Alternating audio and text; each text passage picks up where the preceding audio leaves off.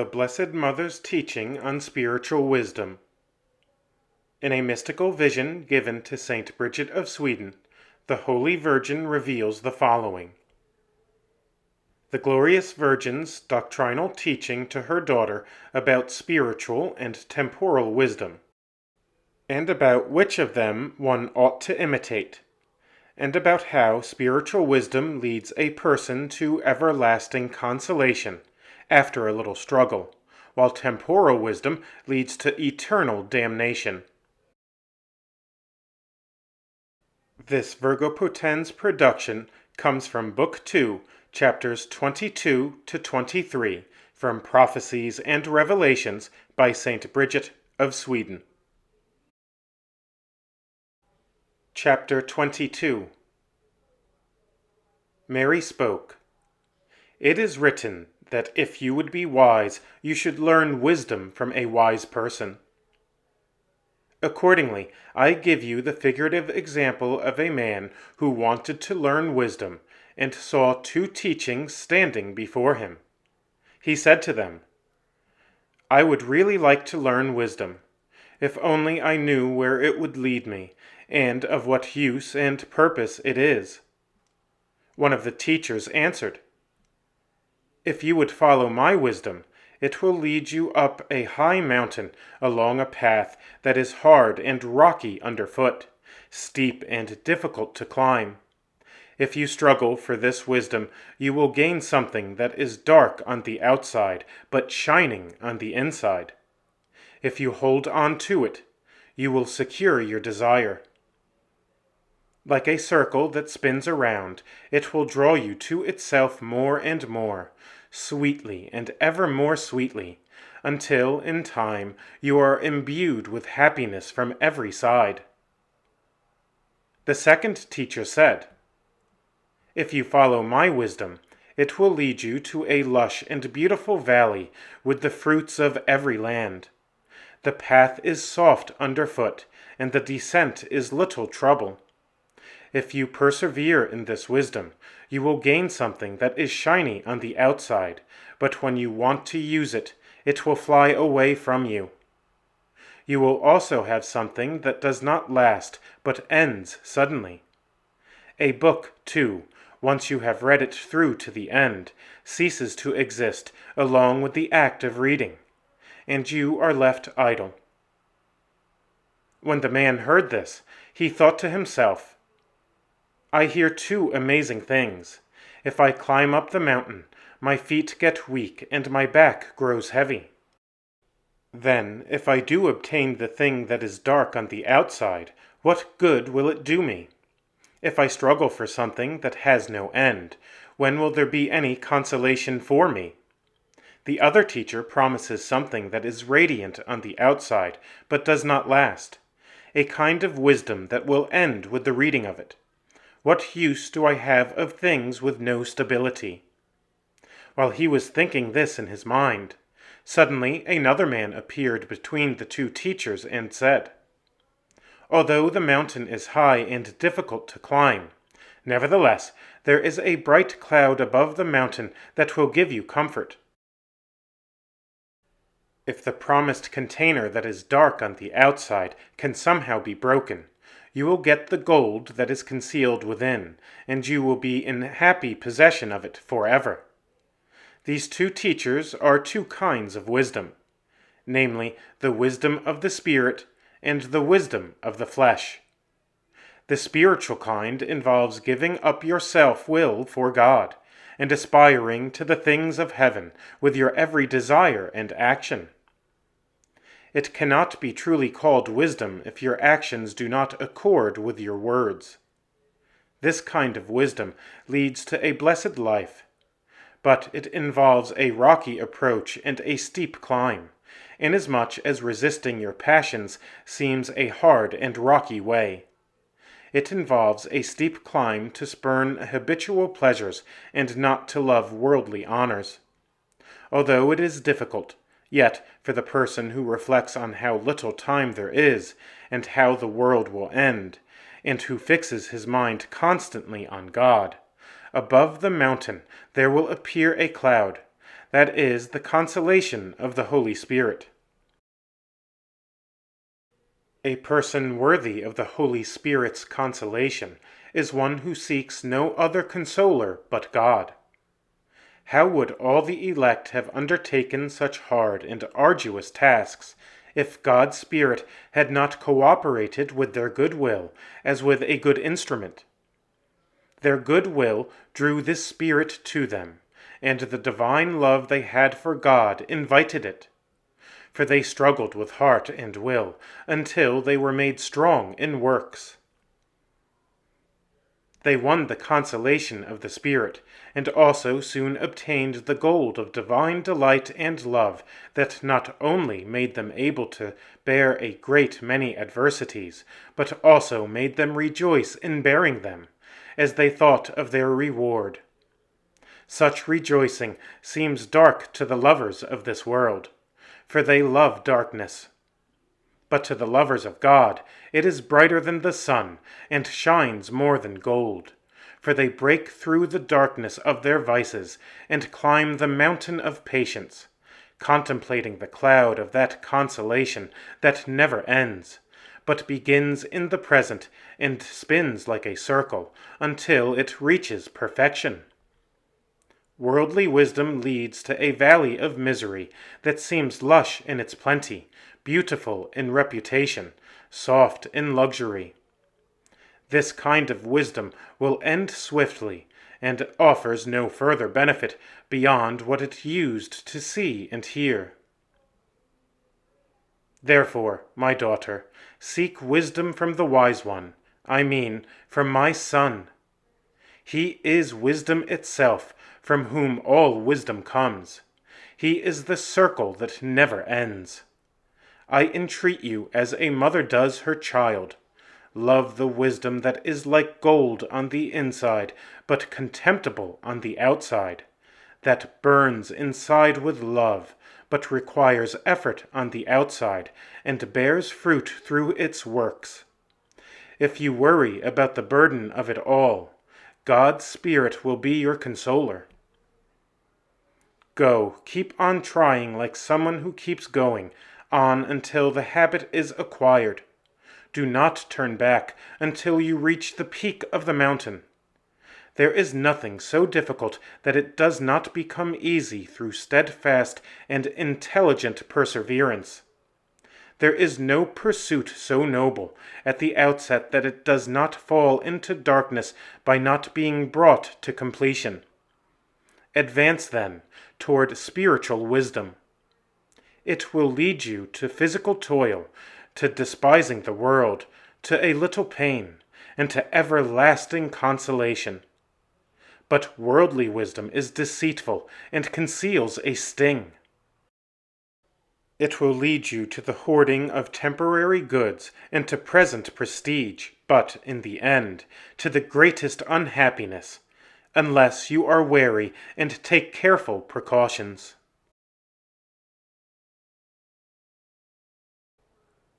The glorious Virgin's words explaining her humility to her daughter, and about how humility is likened to a cloak, and about the characteristics of true humility and its wonderful fruits.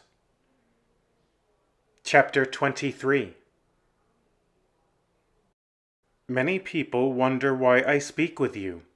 It is, of course, to show my humility.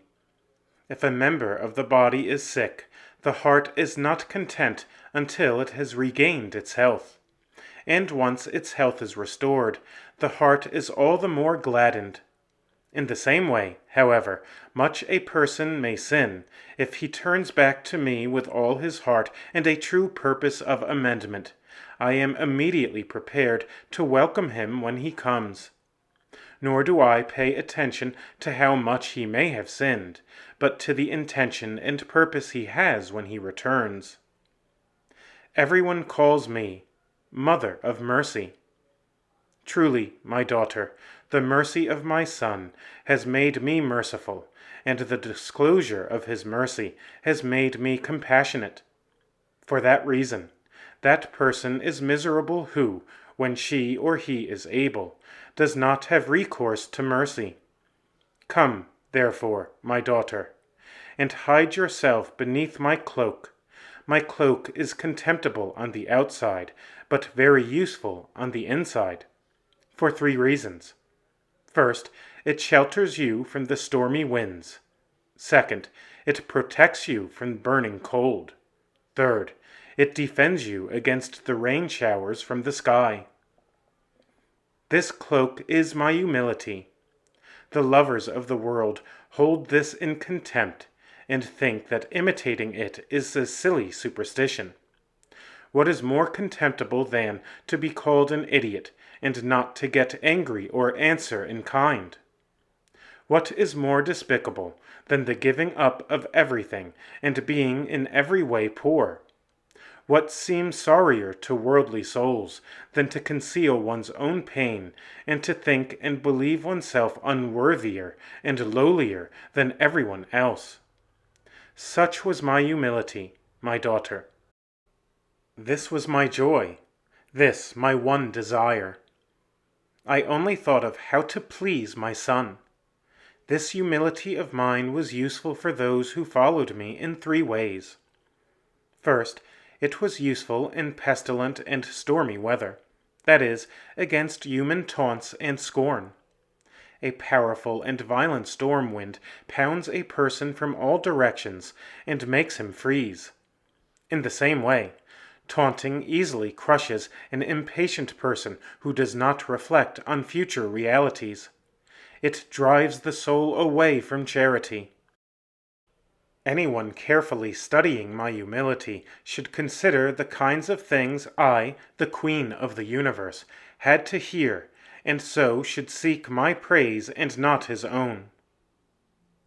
Let him recall that words are nothing but air, and he will soon grow calm. Why are worldly people so unable to put up with verbal taunts, if not because they seek their own praise rather than God's? There is no humility in them, because their eyes are made bleary by sin. Therefore, although the written law says one should not without due cause give one's ear to insulting speech or put up with it, still it is a virtue and a prize to listen patiently to and put up with insults for the sake of God.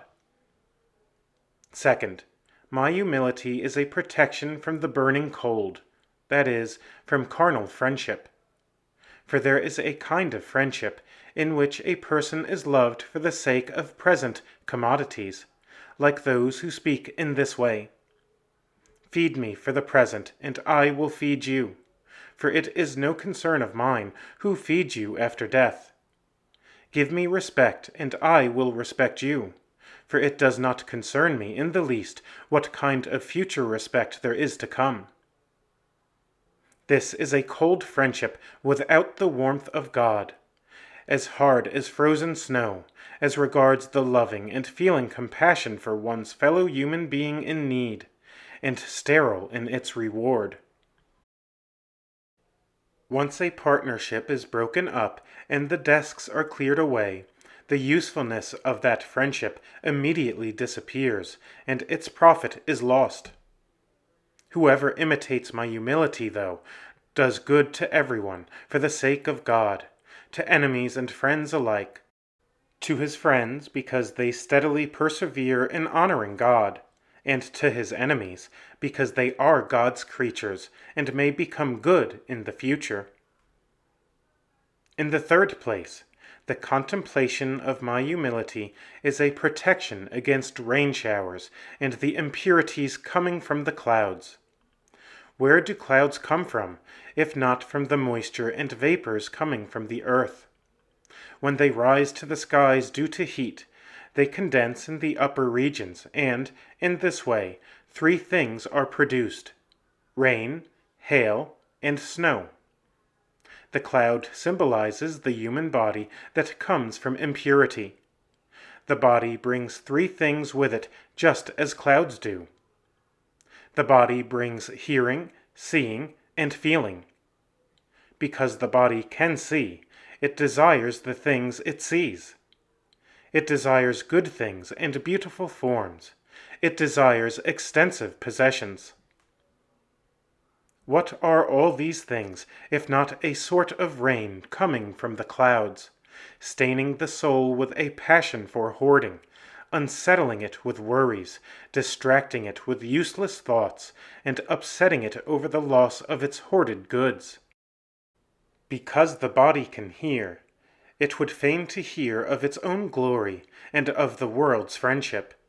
It listens to whatever is pleasant for the body and harmful to the soul.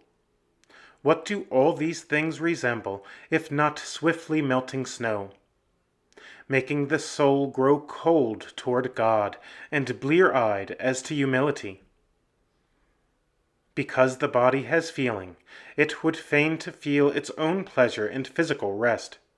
What does this resemble, if not hail that is frozen from impure waters, and that renders the soul unfruitful in the spiritual life, strong as regards worldly pursuits, and soft as regards physical comforts?